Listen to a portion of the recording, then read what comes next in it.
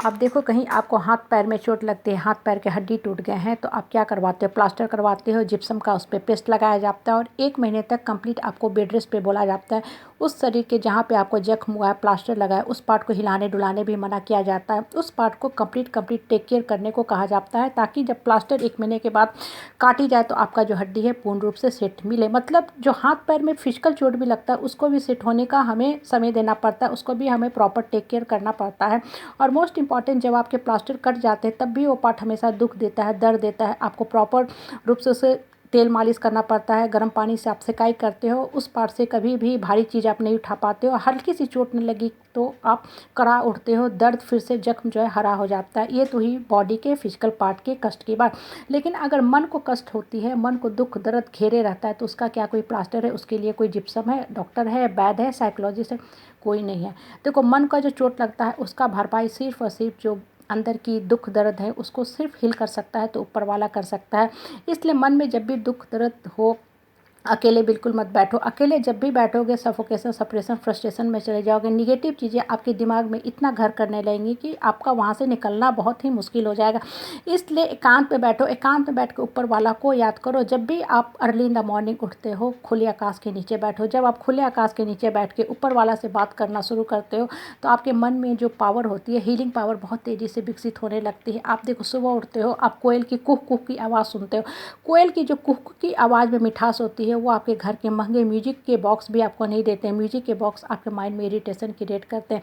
आम की जो मंजर की भीनी भीनी खुशबू होती है वो आपके मन को इतना प्रोत्साहित करती है, उल्लास से भर देती है कि आपको थोड़ी देर के लिए ही सही, लेकिन आपका जख्म जो होता है हील होने लगता है, हल्का होने लगता है। आपके माइंड से प्योर पावरफुल थॉट्स निकलने लगते हैं, अंदर के जो वैक्यूम है भरने लगते हैं।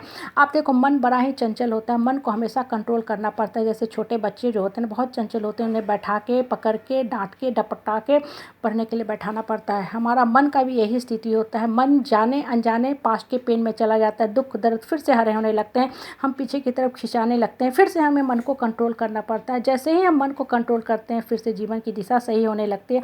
इसलिए मन में हमेशा लाइट थॉट्स डालो, ऊपर वालों को याद करो। जितना ज़्यादा आप ऊपर वाले से कनेक्ट होते जाओगे आपका मन जल्दी हील होने लगेगा।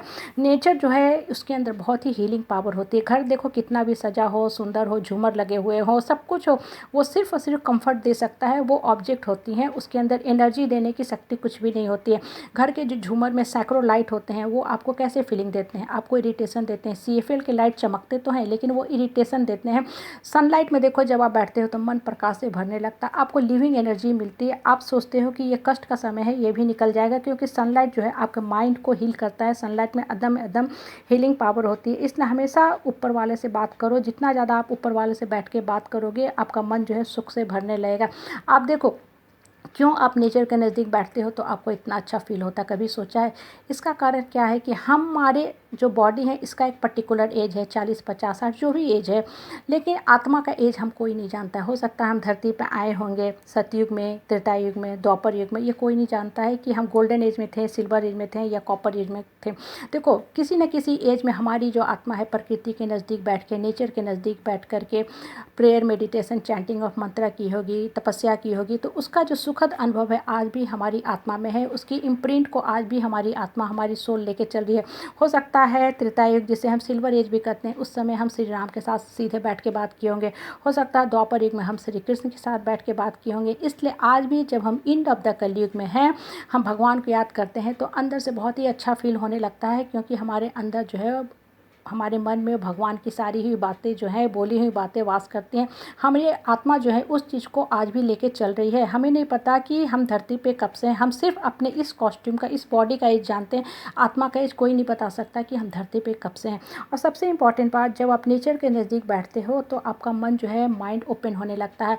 आप देखो, आकाश में जो चिड़ियाँ उड़ती है उसको देख के आपके मन में कितने क्रिएटिव थॉट्स आने लगते हैं कि ये चिड़िया जो है इसमें कितनी शक्ति है, कैसे पंख हिला के उड़ रही, कितना संघर्ष कर रही है। लेकिन उसी चिड़िया को आप घर के अंदर अपने केज में, पिंजरे में बंद देखते हो तो आपके मन में कितने निगेटिव विचार आने लगते हैं कि ये चिड़िया देखो कैसे तड़प रही है इस केज से बाहर निकलने के लिए। हम भी इसी तरह चिड़िया की तरह तड़पते हैं अपने दुख दर्द से बाहर निकलने के लिए।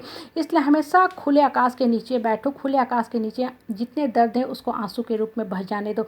जब आपके आंसू निकलते हैं तो दर्द भी निकल जाते हैं और आप अंदर से बहुत मजबूत फील करते हो। आपकी आत्मा जो है सशक्त हो जाती है, मजबूत हो जाती है।